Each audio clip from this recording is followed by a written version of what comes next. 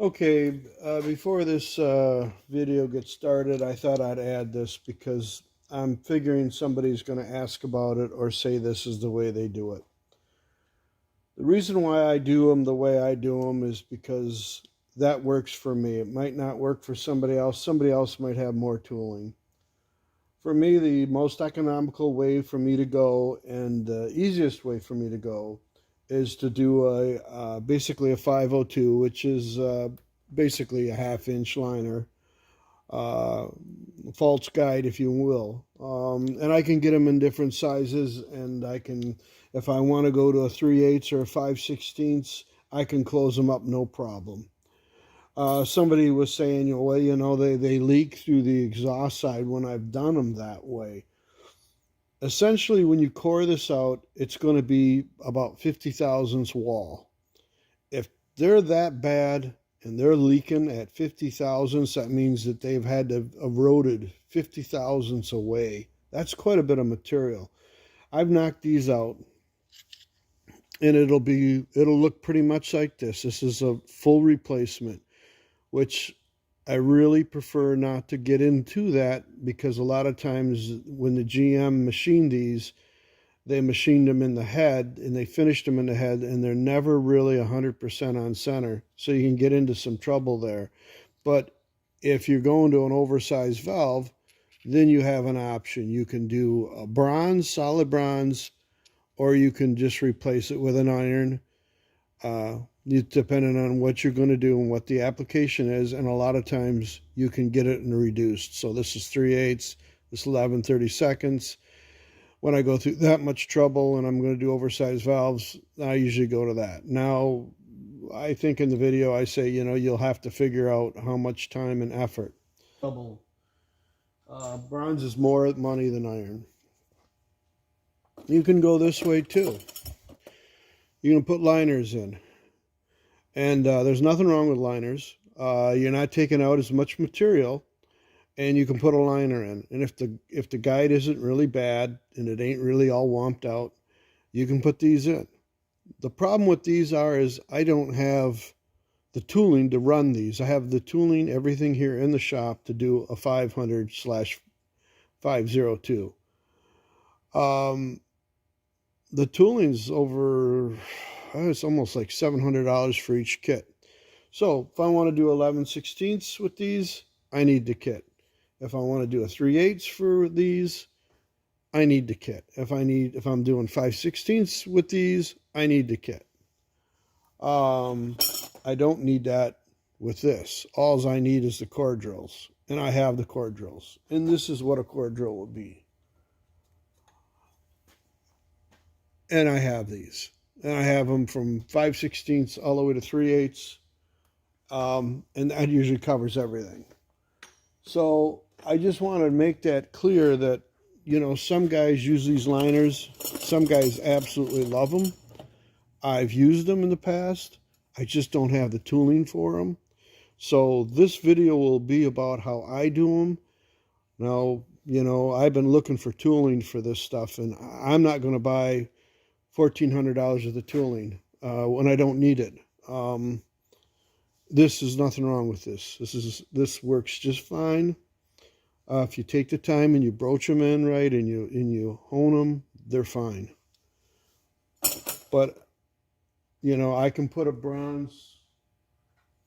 manganese bronze guide in, and it's a little thicker, and I don't have to worry about broaching it. I don't have to worry too much about it moving or falling out. If you do them, you don't do them right, that can happen. I've seen a lot of them guides, liners put in, and I've never seen too many problems with them. I have seen a few of them move. So I just want to let you know before this video starts and you watch it that there is other ways of doing this. I do it my way because I'm set up for it that way. You're going to get a lot of guys that will tell you one way or the other why they like it. So I'm trying to be as complete as I can on these videos to eliminate any kind of confusion or maybe leaving out information that that's out there that I know of. I mean, I don't know everything. But, you know, these sometimes will work good on aluminum heads. Most of the time when I do aluminum head, uh, they are damaged pretty bad, and a lot of times I can't put one of these in there. But they'll work good on aluminum heads. So, but most of the stuff that comes through the shop, you know, this stuff works fine.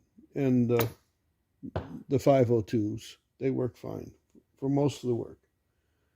Occasionally, if I get into aluminum head and I need to put a liner in it, that can be done. But I usually outsource that because it's a $700 kit.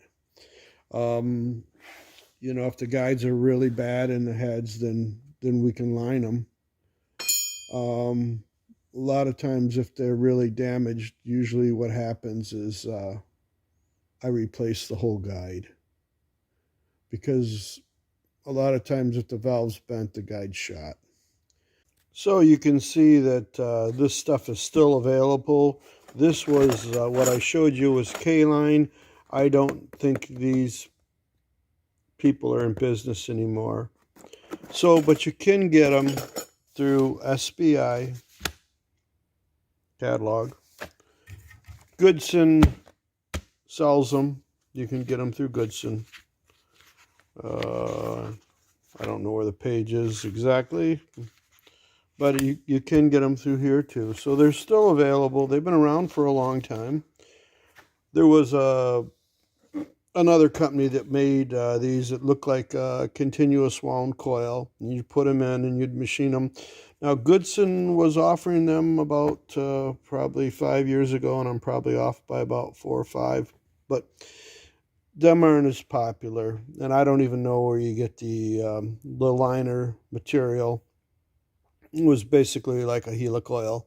You'd thread it in, you'd go through the motions. Back when, back in like 1980, some of the shops at school had that stuff. But, and back in the mid 80s, they were using it. But some shops didn't use it, some shops did. Like I said, everybody's got their own preference on this stuff, but I just wanted to make sure, you know, I didn't want anybody saying, well, you know, they made this and they made that. Yeah, well, I know that. I'm just trying to cover the stuff that's easy to find. Welcome back to McCarthy Performance. Today we have a set of 781 GM big block heads. We are installing new guides, and you can call them guides, false guides, guide liners, whatever you want to call them. I call them guides.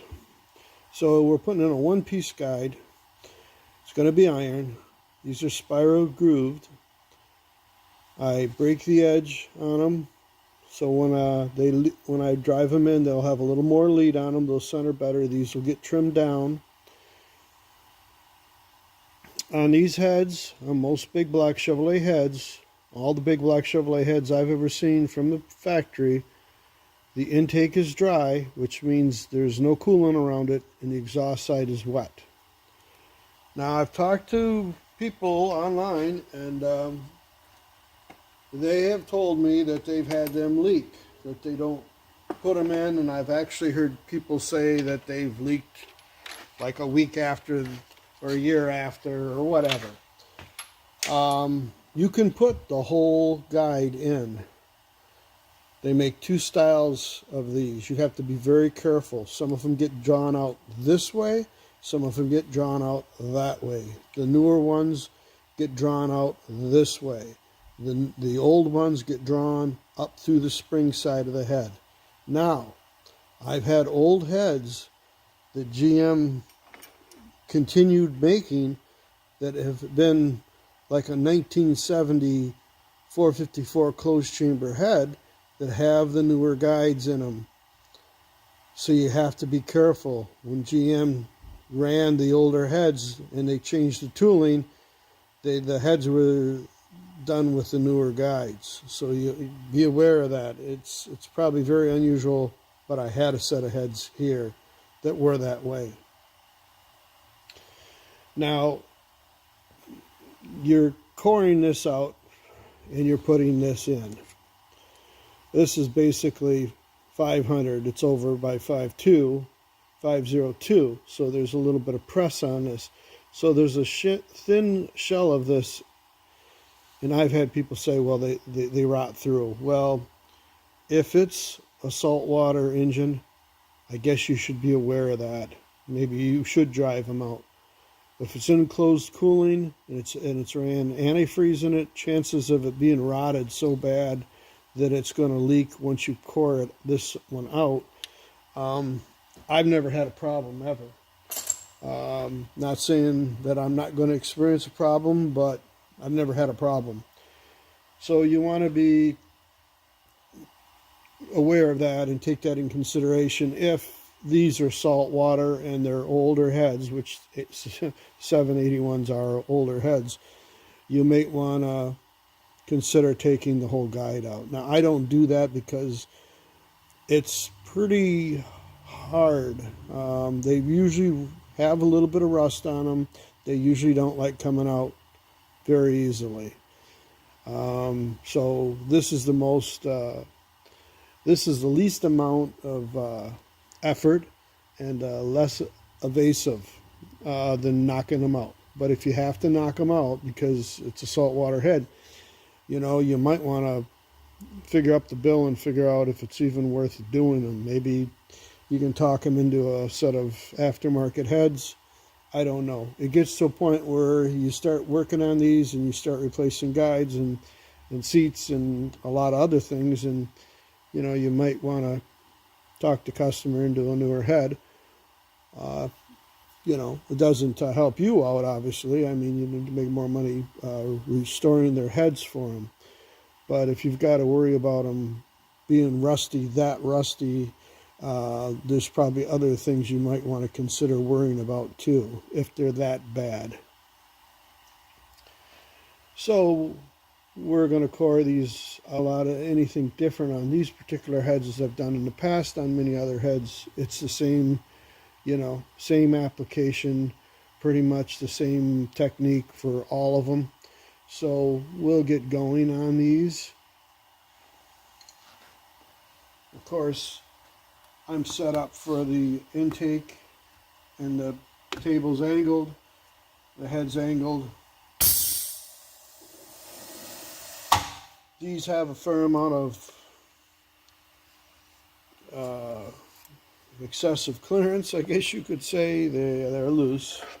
I try to find a pilot that's as tight as I can and try to pick up the angles. Now, I try to set the angles up for each one because they can have a little bit of indifference in them, wear from the factory, whatever. I don't want to, we're not putting bigger valves in these heads. I don't want to put bigger valves in these heads. Customer don't want bigger valves. We're going to give them a multi-angle valve job. We're going to try to center up as good as we can on the existing guides. They are war. So we don't want to sink the valves. We don't want to do any more cutting than absolutely necessary. So that's why I set up this machine for each valve guide.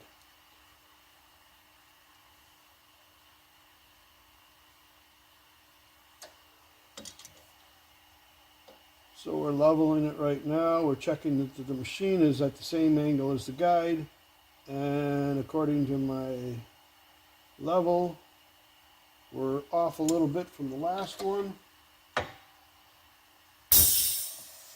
Not an excessive amount. Actually, just a little tiny bit.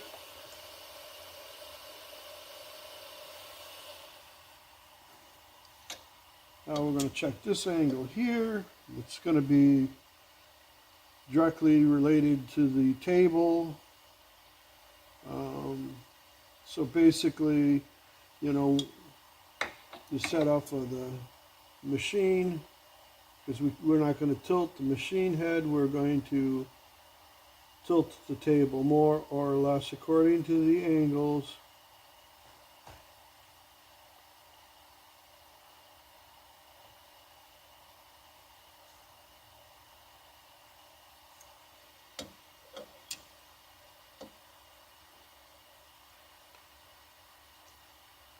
And this angle here, what I normally do is you can twist the float and you can be off a little bit. I take a straight edge, go down.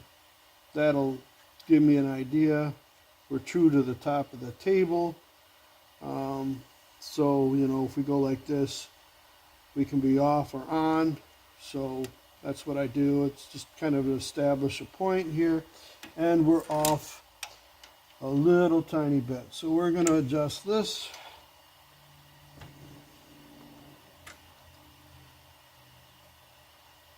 You know, somebody might say, this is not the way I do it. I set off one and do them all.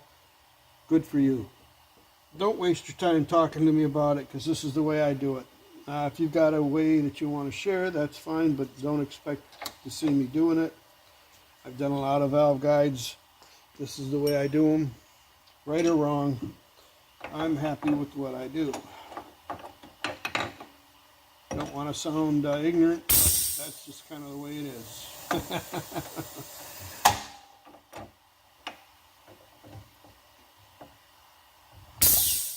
So of course this is a core drill, and it has a reduced shank to the size of the guide, but there's always a little bit of a wiggle room in there. So I try to kind of center up on it, make sure the machine isn't bound one way or the other to the valve guide. So we don't want it pushing one way or the other.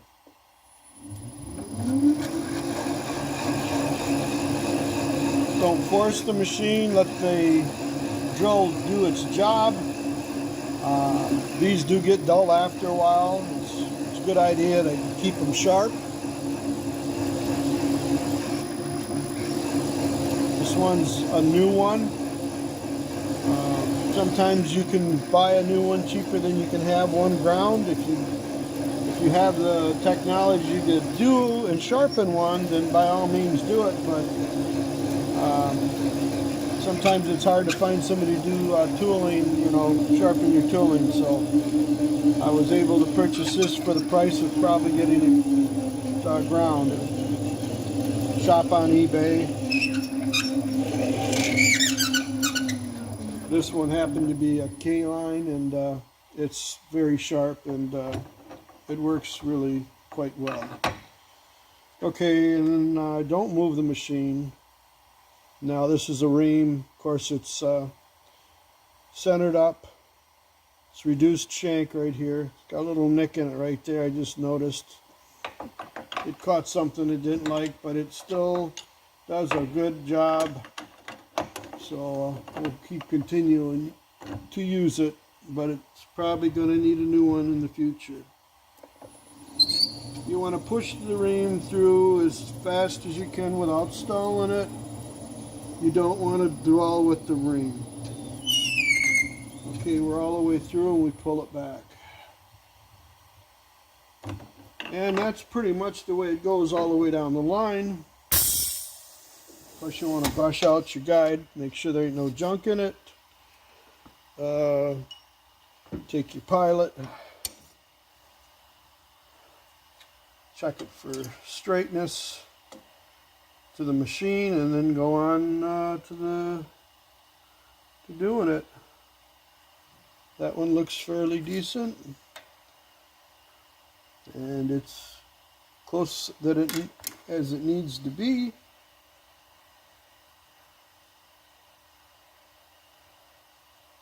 We'll check the angle of the head and adjust that for this one here, need be.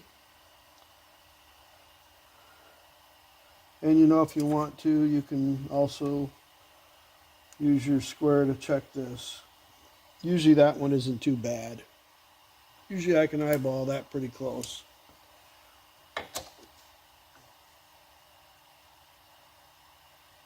Head is off just a little bit. We're going to readjust it.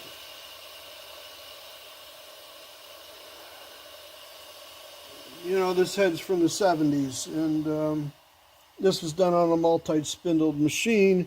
There was no CNC back then, so if you think every single one of these guides is right on the money, straight, perfect up and down, you'd be wrong. And it pays just that little extra time, and you know, unless you want to just sink valves and, you know, try to get the best valve job possible without really murdering the heads. If you feel that that's a waste of time and you want to do it your way, go ahead. This is the way that I do it, like I said before.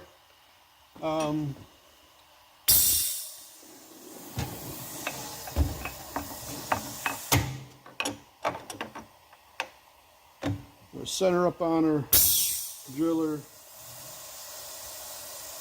and then ream it, and then I'll be putting the guides in, and then we're going to flip the head. Before I do that, we're going to spot face all the guides down. I'll do that. I don't necessarily have to do it that way, but that's the next step that I'm going to do on this head. So I'm going to finish this up, and we'll get back to spot facing them, and we'll start the video up again.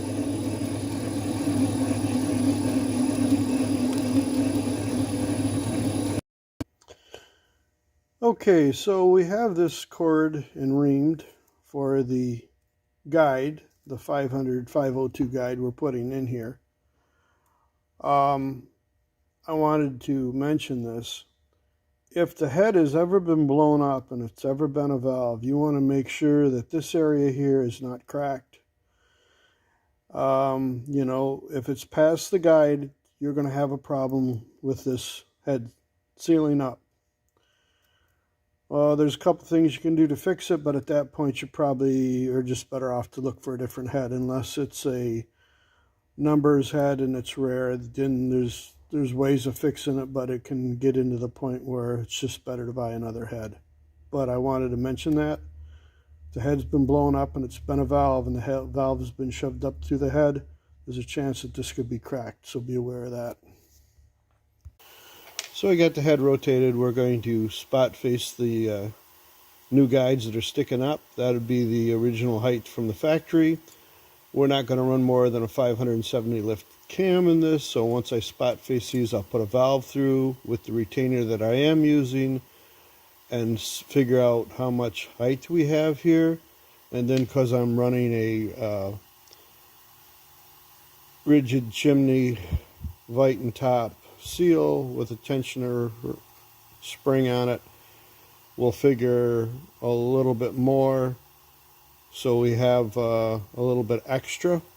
Probably figure about 200 on this.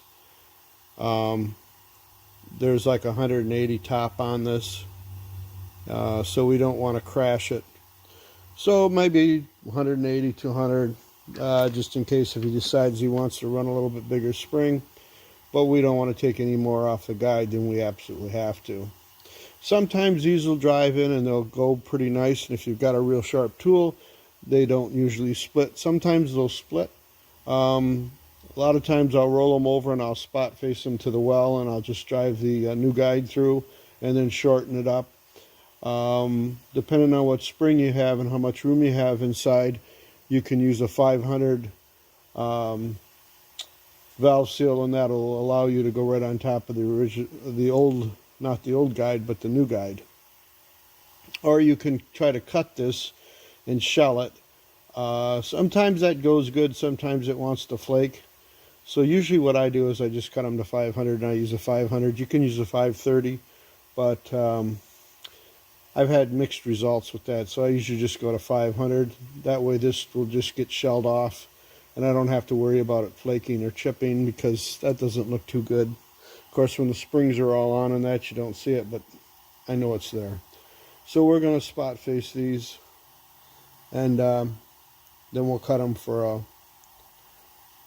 down for a 500 after we figure out how much height we need. So we'll get going on it.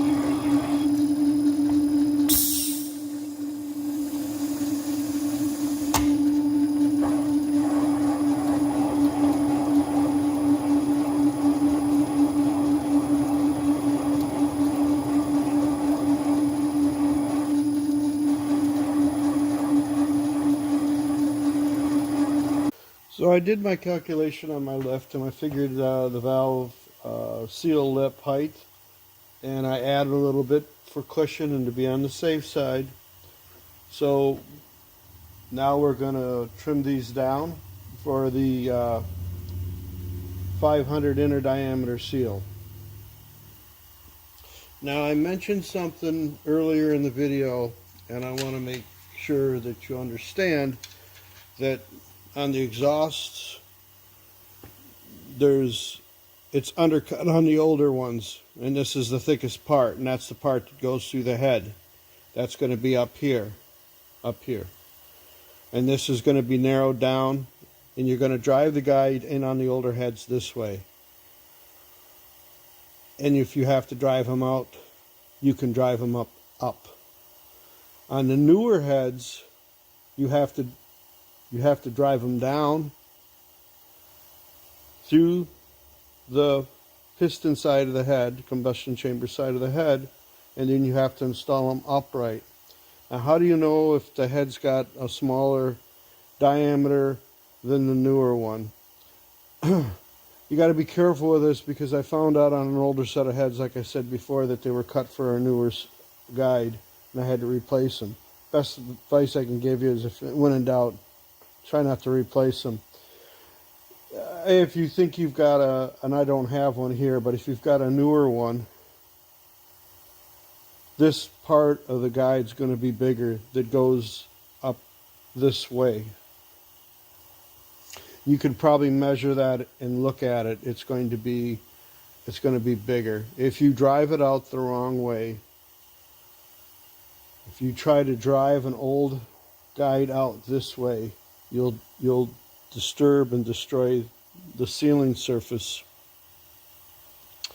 on the head, because on the iron big block heads from the factory, water runs around the guide. That's about the best information I can give you on that. You know, always be aware of it. If you've got an older guide, you know, what I don't have one here because I use it, but I keep both in stock. You can measure them, and you'll know the difference, and you can visually clean the carbon out and look at it and know whether or not what year. Well, them heads that had the newer style, bigger diameter guides that go through the head, you know, they're bigger at the bottom than they are at the top. I should say that. Them heads were like 1970.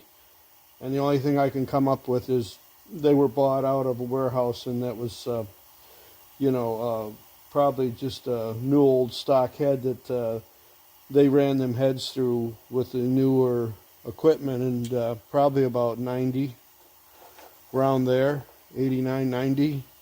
But them heads were that way. So I said, you know, you probably won't ever run into that, but I have, and you know, it can happen.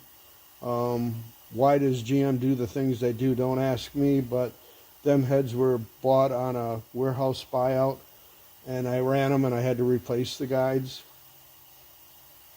And when I replaced them, I found that out. So I'm just telling you that. I'm not trying to confuse you. I'm not trying to confuse myself trying to say it to you. I'm trying to figure out the easiest way to explain it to you. So anyways, we're going to cut these down. I'm going to just take a little bit off these. There's plenty enough room. We just got to make up a little more room for the seal. And we'll do that. And we'll get going on it.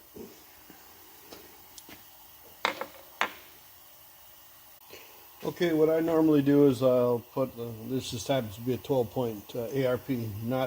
I put it on the top here. So these have a tendency to loosen up from the chuck occasionally.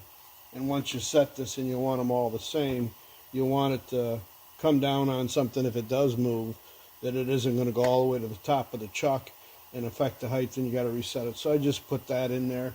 It's a little loose. We'll tighten it up a little bit better, get it a little snugger. That way, if it does loosen up, it can't go anywhere, and I'm not going to affect the overall height. Everything should be relatively the same. The only thing it'll do is it'll spin. So we're going to spot face these all. We're going to take 100 off of them. I've got a seal cutter that will take some of it off, but it doesn't leave a very nice top on them. So I like to go down and take 100 off of them, and then I'll run the seal cutter down, and we'll do that right after this operation here. There's 50. There's 100. We'll set the gauge up at 0, and we will hit all the rest of them.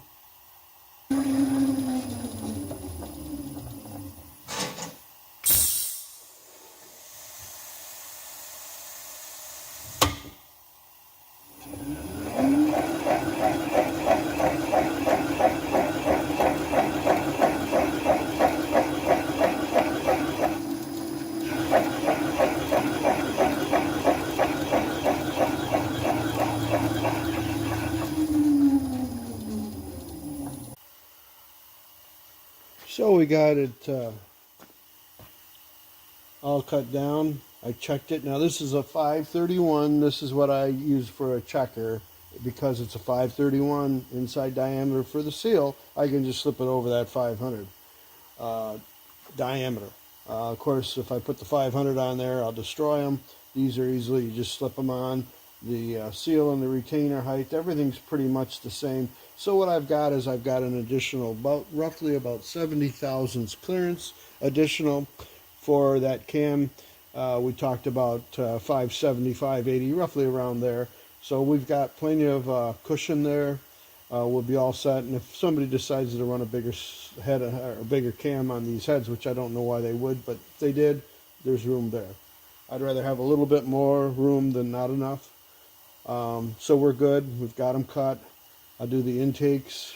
That's pretty much as far as we're going to go on these heads. I'll be doing a valve job on them. We can probably look at that. These are going to be, customer just wanted stainless steel upgrade on the valves. Didn't want to change the diameter. Went into the bowls. Going to clean them up a little bit. Do a real nice multi-angle valve job. That's probably going to be it. We're going to surface them. Of course, pretty much anything that leaves here, I like to surface the head. So that's about it on the exhaust. Now we'll change it over and do the intake. So we're pretty much all done on the top of this head, cutting it for valve seals and checking everything. And what I like to do is on these heads, they take a rotator on the exhaust side. The real early iron heads won't have rotators at all. Some of the newer heads will have rotators on both sides of the head. I like to use a rotator eliminator, and that's just a simple big chunk of metal that's been machined. It's basically a spring cup. I like to make sure that these fit because some of the aftermarket rotator eliminators sometimes will rub, and I like them so I can get them in and out. These fit fine. If they don't, I'll turn them down or I'll dust them with a belt sander. However you do it, I like them so I can drop them in and out. You don't want them to bind. I buy these by the bulk, so these are the ones I like, and I buy a bunch of them, so when I do a job, I know they're always going to fit. I've had some in the past that didn't fit. So, you know, when you go up on spring pressure and you go up on aftermarket spring, it's just a good idea to get rid of these things. If you're doing a bone stock one or a real low lift, low spring pressure engine, you know, with not a lot of high lift, obviously, with more lift, sometimes the spring pressure goes up. High performance spring pressure goes up. So we try to get rid of these. So that's what we got going on here. The heads will be getting a multi-angle valve job and surfacing them and setting them up, and that'll be another video. The customer wanted to stay pretty much with just a stock valve train. You know, I didn't want to get too radical. We're going to probably do a few things on these heads, but we're not going to, they're just warmed over stock stuff basically. We're going to do a hydraulic roller in this engine. Normally, most everything I do pretty much comes out the door now with a hydraulic roller or a solid roller. It's just the way things go nowadays. I've been building these things for 40 years. I really prefer to put rollers in the big blocks. Occasionally you'll see me do a conventional camshaft engine, but if I'm assembling it, you know, I definitely make sure that the customer understands there's absolutely positively no warranty on conventional stuff. It's just the way things are now. If you don't believe me, Google it.